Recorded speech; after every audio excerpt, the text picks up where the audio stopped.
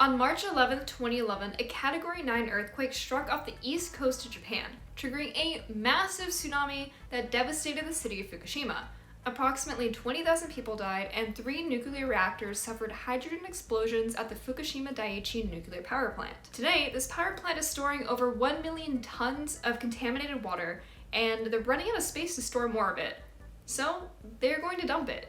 Tokyo is reported to have finally admitted that it plans to release the water into the sea. Ocean discharge was the most feasible alternative. South Korea and China have strongly protested a decision announced by Japan on Tuesday to discharge radioactive water from Fukushima into the ocean. Considered to be relatively harmless because it does not emit enough energy to penetrate human skin. There's been a lot of conversation around this topic and a lot of really tense discussions.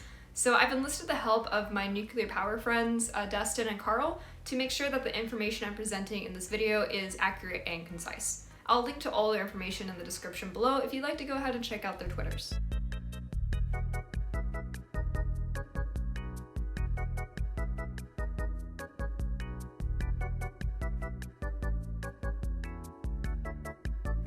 On April 13th, Japan announced that they are going to begin the process of planning to start dumping the water currently being stored at Fukushima Daiichi. This was not well received by China, Korea, and Taiwan, and therefore tensions in this region have increased due to this. China has been very determined to try to get a Japanese representative to go and drink the water that they are planning to dump. 日本个别官员称，这些水喝了也没事儿。 那请他喝了再说。 The main concern over dumping this water is tritium. So tritium is a radioactive form of hydrogen, which means that it can bond with oxygen to form water, just like regular hydrogen does. However, it does emit weaker decay energy in comparison to other radioactive materials such as cesium-137. Also, tritium is found naturally occurring in the atmosphere. It is formed when cosmic rays strike atmospheric gases in the upper atmosphere, and then tritium is formed. But with the concern being tritium, there's an additional worry about whether or not there are more radioactive materials being stored in these water containers. But with the dilution process and some fancy radioactive sensing technology, we would be able to tell if these materials are actually present, and if they are, we can go ahead and have the dilution process continue to happen until that's no longer of concern. So why is this getting so much heat? Nuclear has a difficult history. Disasters like Chernobyl and Fukushima have led to mass skepticism, fear, and worry about the safety of nuclear power and the products that come from it, which is understandable. There's a lot that went wrong with these 2 power plants, and we're still dealing with the consequences today. There's also a level of mistrust with how the Japanese government and TEPCO are actually going to handle this whole process.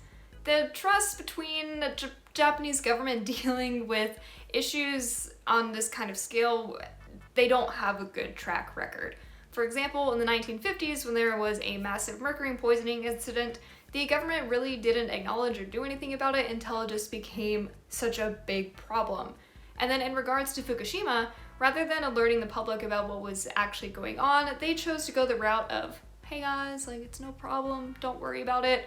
And that has led to a lot of mixed feelings about whether or not they can be trusted. So it absolutely makes sense that there are people that are really concerned about this decision, and they want to make sure that what happens is actually true, that the water is not going to be causing any problems, that it'll be done safely and within IAEA guidelines, etc., etc. And local fishers are especially worried because this is going to impact their business regardless. When Fukushima, the initial disaster happened, their business tanked because no one wanted to have radioactive fish. And now with the idea that radioactive or contaminated water is going to be dumped off the coast where they fish, it's going to be devastating to their business. So Japan's government is looking into ways to compensate this, and we'll just have to see what happens from there.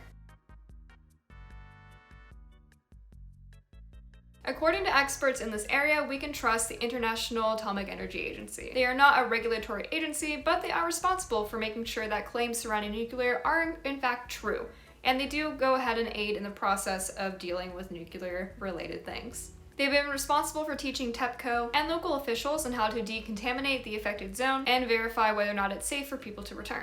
Another thing is that detecting chemical radiation is easy with the technology that we have today. If there are more radioactive materials in this water, we will be able to sense it, do that dilution process all over again to ensure that the water is safe for release. And as for tritium, tritium cannot be eliminated. It is naturally occurring in our environments, and since it does bond with oxygen to form water, it's one of those things you just really can't get rid of.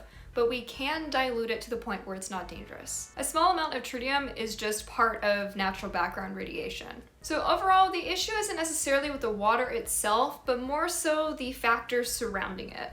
Mistrust towards government and officials, whether or not this is going to affect business as usual for fishermen, and just the general vibe around nuclear as a whole. There's been so many things in history that have led to this perception of nuclear energy being dangerous, which it can be. But with new technology, these things are getting safer and safer. And overall, I think this is going to be okay. We can trust the IAEA to hold Japan accountable, and with the entire world really looking in on this issue and just being like, okay, like this is happening, we have to pay attention to it, I think it's safe to say that this isn't something to be concerned about.